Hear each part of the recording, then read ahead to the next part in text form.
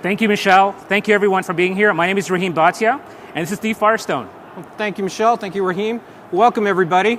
Before we get started with the presentation, I'd like to thank our speakers who have come from a lot of really good, innovative, and high-performing companies.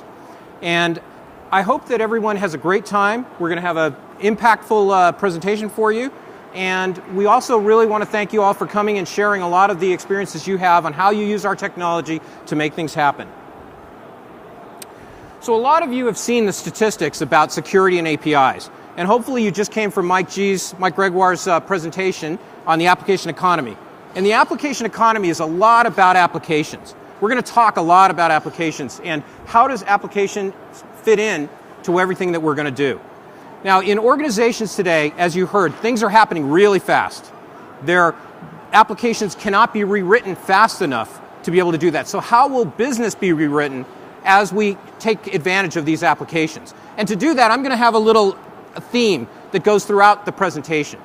If we think about the way that traditional applications happen, and remember, everybody's got some applications that they've got identities in their enterprise, they have applications, they're doing single sign-on, they're doing all of this work.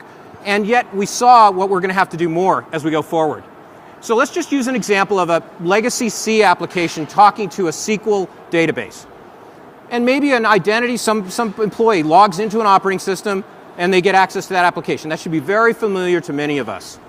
Well, how does that work with a mobile device? How does that work with a Fitbit? How does that work in this new, rapidly changing application economy? So as we go through those examples, we're going to talk and we'll leverage that. In addition, we think as you start to go out, identity is going to become the key enforcement point as we go forward. Identity is going to change and be the way that things are represented. So if we can have identity on that mobile application, we can have identity going all along the way, and if we can transform it to the way we do business today, we think that we're going to help speed up the application economy. We get a poll. So, if everybody, as Michelle said, could pull out their phones or their devices, and we want to ask a question about, is your organization opening up your enterprise to consumers via applications? So how much is the application economy happening here? So if you could go in your Sierra World mobile app and navigate to the session and click participate near the top and tap polling, then we'll probably see some things happen here. So while we're thinking about that, right, it's kind of a softball question because many of us may not even know. And I think Mike G in the presentation talked about how a lot of SaaS applications, we don't even know that our employees are going there. So let's see. We have 6, 5. Uh-oh. Where is it? It's coming. Okay, well, there's supposed to be some numbers up here. Yep, there you go. Oh, there we go. Oh, my goodness. Surprise, surprise. I would have been very disappointed and probably would have had to go away. No. So looks like you're at the right place here. So for our second polling question, is your organization developing secure mobile application leveraging APIs? And again, we'll wait a few seconds to give you guys a chance to answer here. Now APIs, as Mike Gregoire said this morning, is very, very critical to a lot of app development initiatives. So it should be interesting to see what the answer here is. 4, 3, 2, 1. And the answers are? You guys are at the right session. Love it. Okay, excellent. So this morning, you all saw in Mike Gregoire's keynote the video around the Council of Day. So let's take a look at a similar video such as that from a security perspective. Easy there, code boy. That's not secure. You've got to be kidding me. Every time? Okay, look, all of this data helps us understand the customer.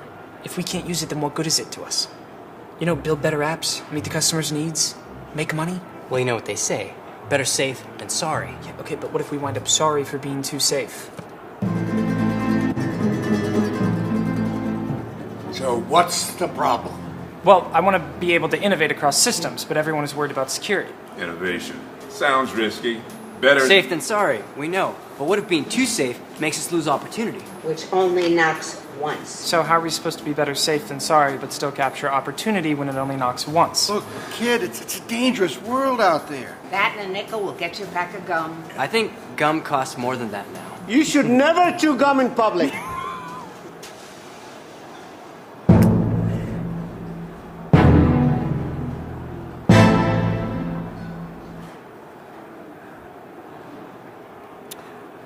So what we all know about protect. I think a lot of us have been in the world of protect. We're in the world of no from the past. The Council of They talk about obstacles and resistance to change. But change is here, and as we heard in the keynote this morning, it's really about understanding what's coming and being ready for it. And that's a lot about what we provide in the application economy. So if we talk about the enablement part of it, and let's do that.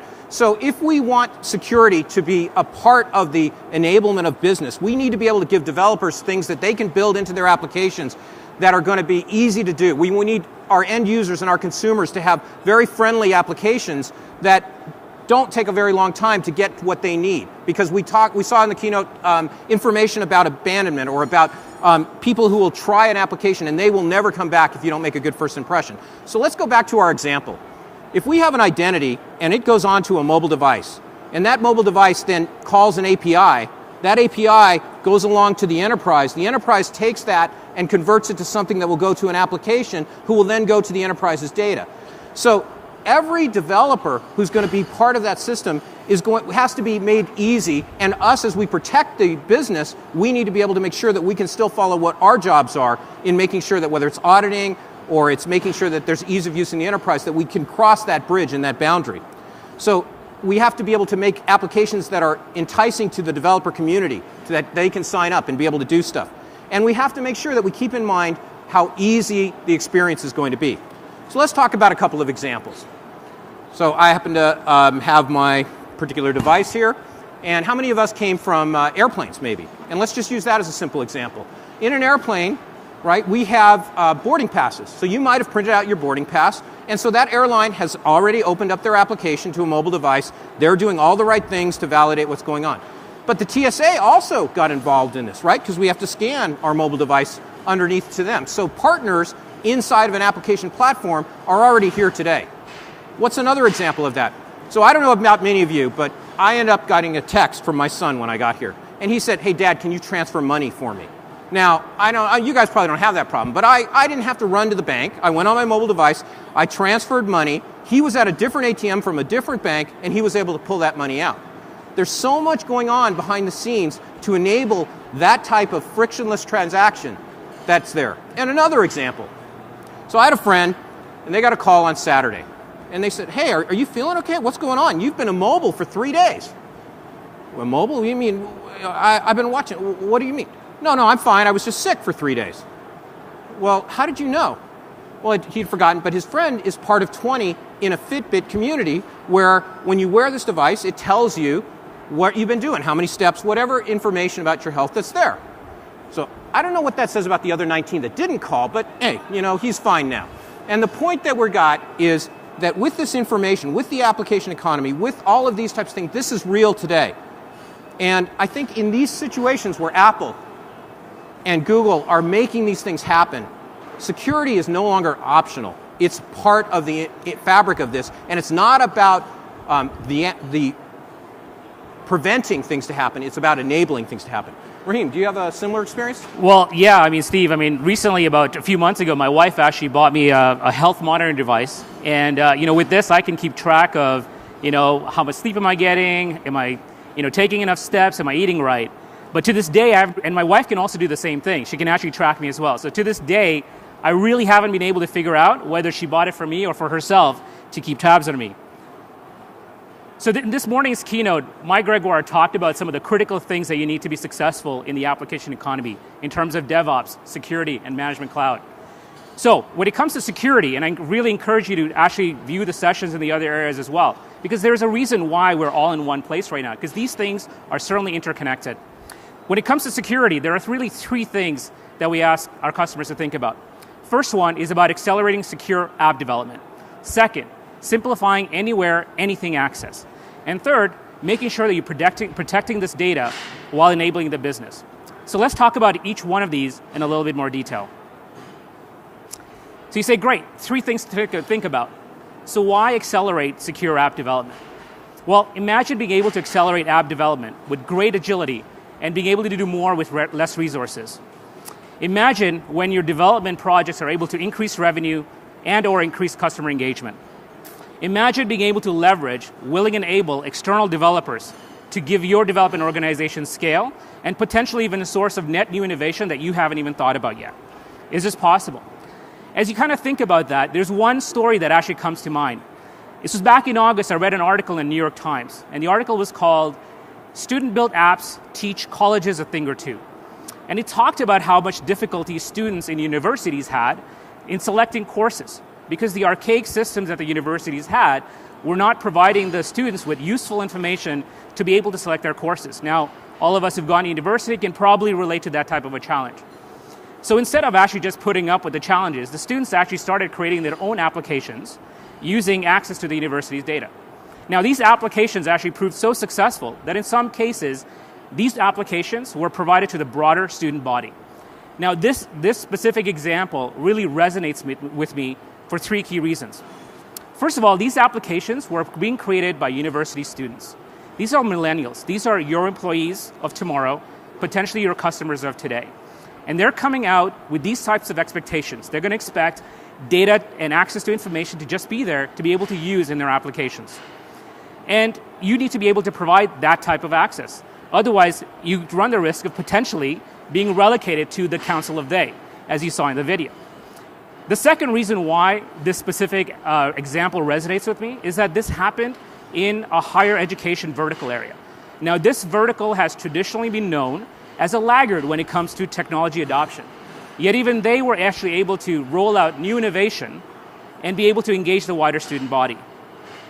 And the third reason why this resonates with me is that even though the universities did not have the specific skill sets internally, they were actually able to leverage external developers to actually to add to their own development capacity as well. So in order for you to sort of have this type of capability at enterprise scale with enterprise security, there are really three things that you need to be thinking about. First, it's about externalizing data to the edge of the enterprise. This edge is where your partners are, where your customers are. This is where your suppliers are. Second, you want to be able to enable the developers with the right type of tools, with the right type of capabilities to be able to build these applications. And third, as you're opening up your enterprise, you are, let's be honest, opening up your enterprise to potential threats. So you want to make sure you're protecting these exposed APIs from threats and potentially unauthorized access. So what do we mean by simplified anywhere access? And I think Mike Gregoire said it in his keynote a lot, and we reinforced it by all the different types of devices that are there. And I think organizations are increasing the number of apps that they're building. And the only way that it can go exponential is when we use standards and we make it easier for developers from all the way from mobile all the way to the enterprise. And what are the front doors for those applications? You know, they might be the mobile device. They might be a kiosk. They might be a cloud area that has been presented on a new IoT type of device that's coming. And where do those applications live?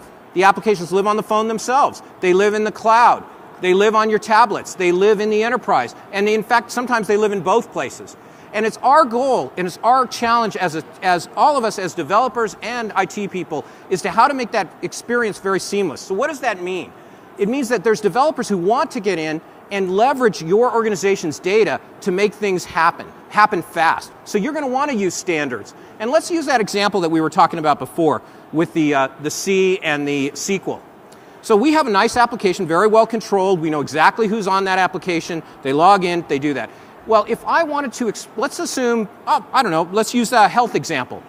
So I can imagine a lot of companies would love to know about that data that's collected on a Fitbit. Maybe I'm going to market food and diet products to you. I'm going to market resort destinations to you. Lots of good information. So now how would partners build mobile apps to be able to extract and get that information without me having to rewrite everything on my enterprise, but still get that same protection that I'm comfortable with today? So there's standards that allow these developers to do that, whether it's going to be on IoT or whether it's going to be mobile, tablet, and in the cloud. And we have to make this easy for everybody to do that. We have to make it easy for developers you don't even know about yet to come in and leverage your capabilities. And so I think in the fitness example, that's about enablement and getting the developers good and being comfortable with that, but we also have to be careful to protect what we're doing. So what does that mean? So protecting in the new application economy is a lot about risk. And so if we think about it, what would that mean? So that could mean that I don't care if you know that I'm healthy. I think that's a good thing. But maybe I don't want you to know the type of device that I'm using. Because maybe if you expand the analogy, there'll be certain types of Internet of Things devices that might not be so, we wouldn't want people to, let's say, have a free pass to try to hack into it. And also, I definitely don't want you to know if I've been immobile or if I have some other personal things that are going on. That might be it. So the risk score of knowing that I'm healthy might be 1. The risk score of knowing that I'm using a particular device might be 10. And the risk score of knowing my personal details of where I've been moving around might be 100. Add that all up, and now what we might do in the application when you request the information is we might say, you know what? I might throw you a question and answer, or I might ask you to fingerprint scan that, or have a second call. And you know what? As long as we do that in a seamless way that you don't get frustrated with it, we've now protected the information and we've enabled the application. And that ability to do that everywhere is critical. And by the way, this is not a hypothetical example. Rogers Communications is doing that now, and I'd encourage you to go to their session later today.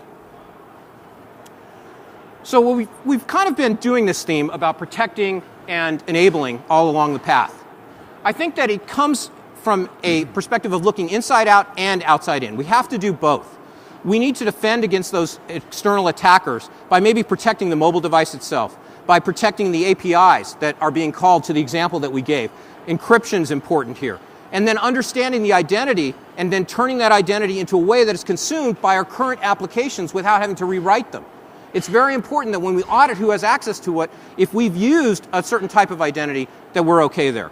And so I think that lots of sensitive information flows through this, and we need to be able to understand that on the outside we can protect a little bit, but now we go back into our comfort zone inside. We protect against insider threats. We make sure that we make the same kind of comfort that we had for the existing applications available in the new application economy. So there's really 3 outcomes, 3 critical outcomes that we're looking at. Unified access. So we've talked about where these applications can run, how you might authenticate to these things, how you might interact with the applications. That's important. End-to-end. We don't know where those applications are. If they're in the cloud, if they're on the mobile device, if they're in the Internet of Things, if they're on the enterprise, we still need to be able to give the same kind of auditing, administration, and access capabilities that we've talked about, with identity being that token that goes through the whole thing. And then we tie it all together with trusted business. It doesn't matter if you have great security and nobody uses it, or you have a really good application that just gives away the store. It doesn't work. It's got to be all 3 of those things. So before we go into discussing a little bit of detail about unified access, last CA World we actually announced our intent to acquire Layer 7. We've continued to actually invest in this product line, and I want to talk about a few of the key innovations that we were rolling out. First of all, enhancements to our mobile API gateway. Over here, we're actually enhancing the mobile SDK. Now, you all heard Mike Gregoire talk about the relationship that we have, the partnership that we've done with Samsung Knox. And this is an example of this, which allows this partnership to be able to extend this security from the app to the API. Second is the API developer portal. 2 key innovation areas that I want to talk to you about there. First one is about data monetization. Now, in a lot of cases, customers want to be able to take a look at the usage of these APIs, and where appropriate, they want to be able to monetize that as well. We now have that capability there as well. The second area is around data APIs. With this capability, our customers and the API owner specifically will have the ability to publish APIs from data sources within minutes. The other innovation that I want to talk to you about here also is the release of our developer portal with a full SaaS model. In phase 1, we'll be able to offer this with the gateway in the cloud and the portal in the cloud. And then in phase 2, we'll be able to offer this to our customers with the hybrid model, with the gateway on-premise and the portal in the cloud. So regardless of your deployment policies that you have or preferences that you have, we'll have the ability to address all of those. So let's talk about unified access. So within CA here, we actually released something we call One Access. Now this is very similar in terms of addressing the challenge that many of you have. Many different apps that you need to have access to on your mobile device at any given point in time. But you struggle with having to VPN in, or having to have multiple logins, or having to remember multiple URLs. The capability that we have in the mobile API gateway solves these challenges. So let's take a look at a very quick demo of this. So as you see here, this is sort of the one place where a user would have access to all of their key applications. So the user here is going to log in very quickly here with their username and their domain password just once. And with that, they will actually have access to all the various different applications that they have access to. To begin with, this user will go into Salesforce Chatter. We use Salesforce Chatter internally to collaborate with our colleagues. And so over here, he's viewing sort of the feeds that he has in Chatter. But then when he's viewing the feed, it prompts him to actually look at another application, in this case, SuccessFactors. As you can see, they were able to move seamlessly from Chatter to SuccessFactors without having to log in very, very seamlessly. Now, while they're SuccessFactors, they actually want to take a look at rewards and recognition. Another sort of critical area for us. And again, they were able to log in without they were able to access this application without having to log in again as well. But one access isn't just about applications, it's about content as well. In this case, the user's viewing a press release here as well. So as you can see, this user was actually able to move from application to content very, very fast at the speed of thought without having to actually log in multiple times. So unified access today isn't really just about access from app to app or app to content. It's really, we live in a multi-device universe today. And you need to be able to move single sign-on beyond the app to single sign-on from a device perspective as well. The mobile API gateway enables this cross-device single sign-on capability as well. Let's take a look at another video here to illustrate this point.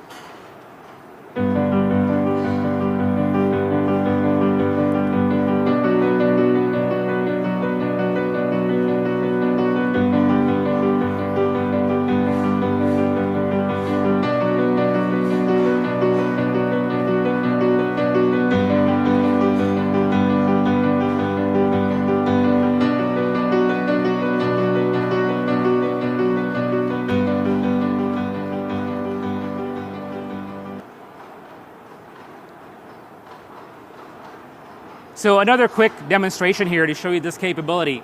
As you can see here, there's a phone coming on screen here. The user here is actually just starting to use an application, in this case, a simple note application on a phone. And they're starting that note here, and very quickly you'll see that they'll stop and want to be able to transfer that session to the tablet here as well. And so seamlessly it's able to transfer the session over, the note comes on the other tablet, and they're actually able to continue with that specific session that they started on their mobile device. And with this capability here, they're able to move from device to device, from session to session as well, session to session as well.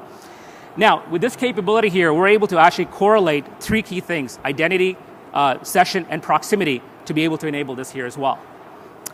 But no longer, is this about devices. It's about things. And you've all heard about the Internet of Things, and Mike Gregoire talked about it here as well. Billions of devices interconnected in the unwired world. But the value that you get from this connection is actually derived by having good applications.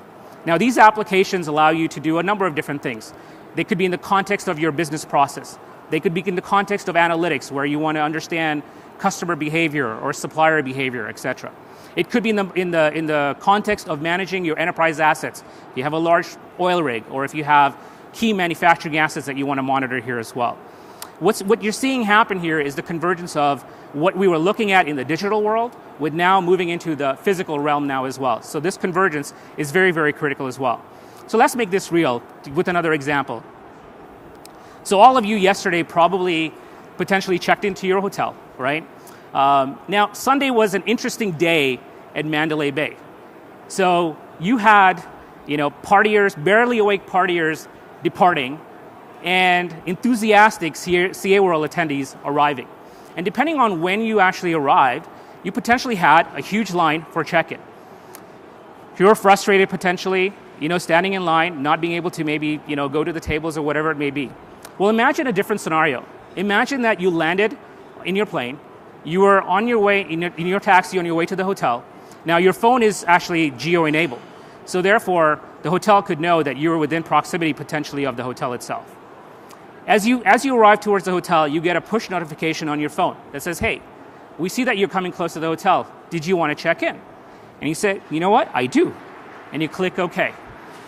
the key is actually downloaded. Your room key is downloaded onto your mobile device. You don't have to actually wait in line.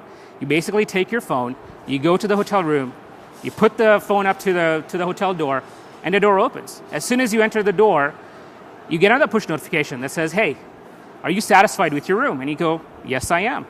There you go. Easy process, not having to wait in line.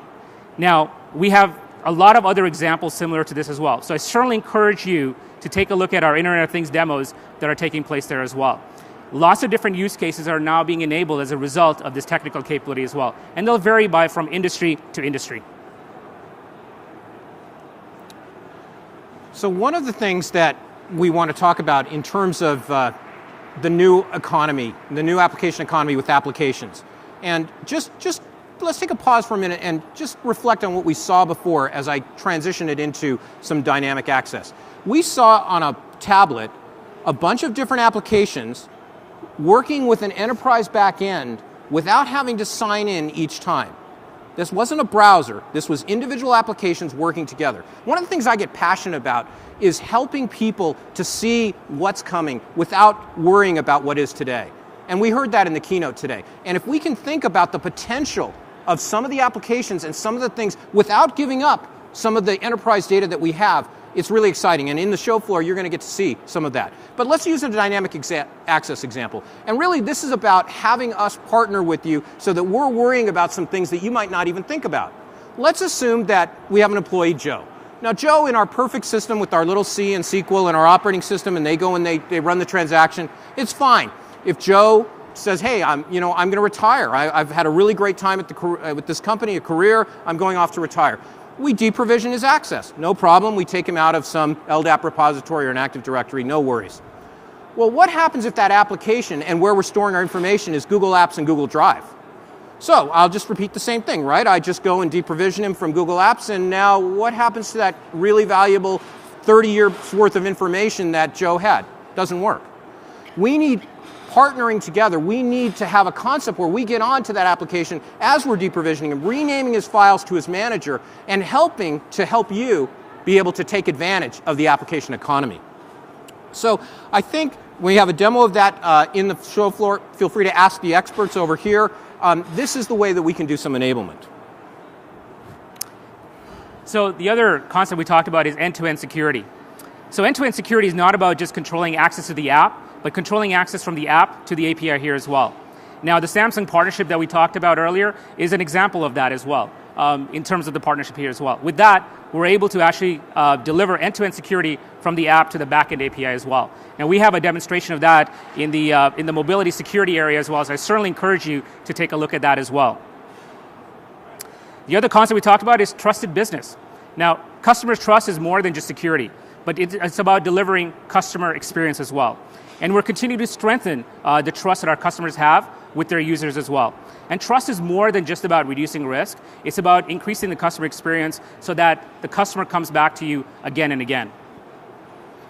An example of sort of the trusted business aspect, the SAS API Developer Portal is a critical example of that as well.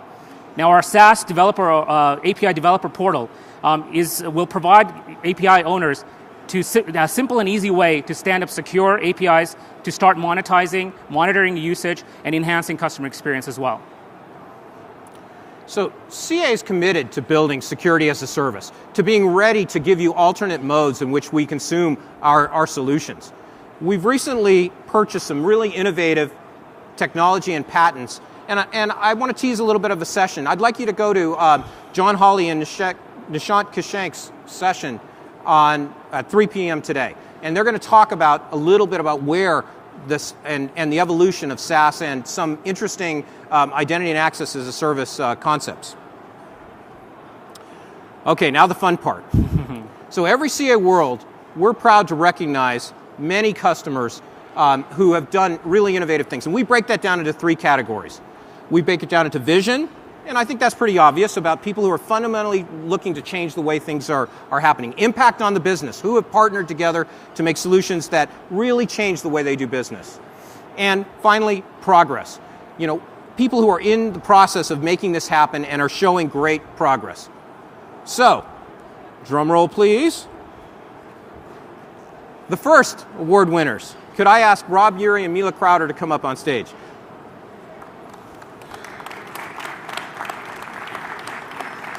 Thank you, Rob. If you would go over there. Hey. So Cox Congratulations. Communications wins the Vision Award for using CA risk authentication along with CA single sign-on to expand their relationship with their customers while improving security.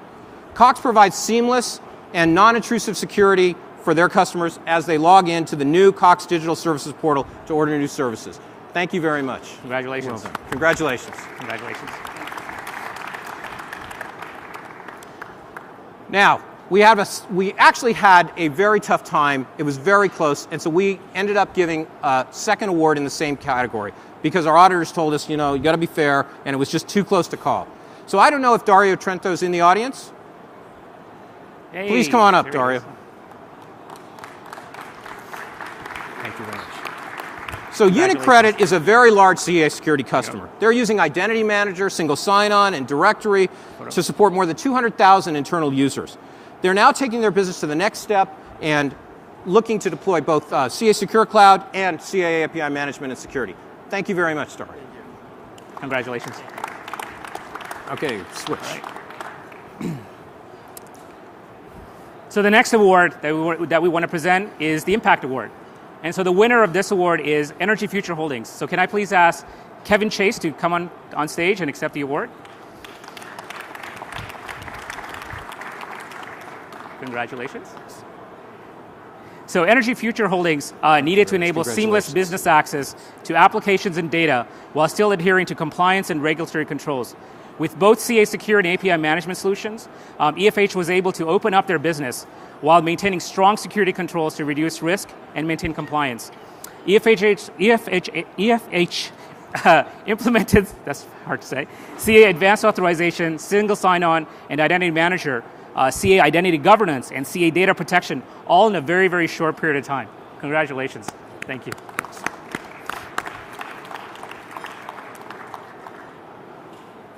So the next award we want to present is the Progress Award. And so the winner of this award is Rogers Communications. So can I ask Mo Siddiqui to please come up on stage and accept this award? Congratulations. Good job. Here you go. Now, Rogers is a long-time customer of CA Security Suite and is also CA API Management's largest Canadian customer. Go Canada. Rogers chose our API management solutions to work in harmony with CA Identity Manager and CA Single Sign-On to securely integrate with all back-end billing systems, provide seamless sessions starting between apps. Rogers actually also uses Identity Manager and API Management to manage their customers' identities and provide automated provisioning for over 6 million, 6 million Rogers customers to access new content as well as many other services. A round of applause to all of our winners today. And we also want to thank our partners for coming and participating in CA World. Please make sure to drop by their booths. They have many, many exciting things to show you today as well. And also, as we've spoken about, I'd really like to encourage you to go to our demo pedestals to see the latest innovations that we've all been talking about. And there's a lot of sessions that you can attend. I mean, we're trying to give you a lot of value. And we wanted to just pick out 3 that you might be interested in. You are the identity and data custodian, privacy risks and opportunities, the future of identities and APIs, Internet of Things. There's some, by the way, some really cool Internet of Things demos inside the kiosk that I'd really encourage you to look at. And Forrester Research, the future of identities, turning the confusing landscape into a strategic plan. So finally, I'd like to thank you all for being here. I hope this was informative. I hope you get the bug about how we can help to open up the application economy while protecting our enterprises and just being aware of some of the things that are happening out there. I think it'll be fun. I hope you have a great time. Thank you very much. Thank you very much. Have a good time.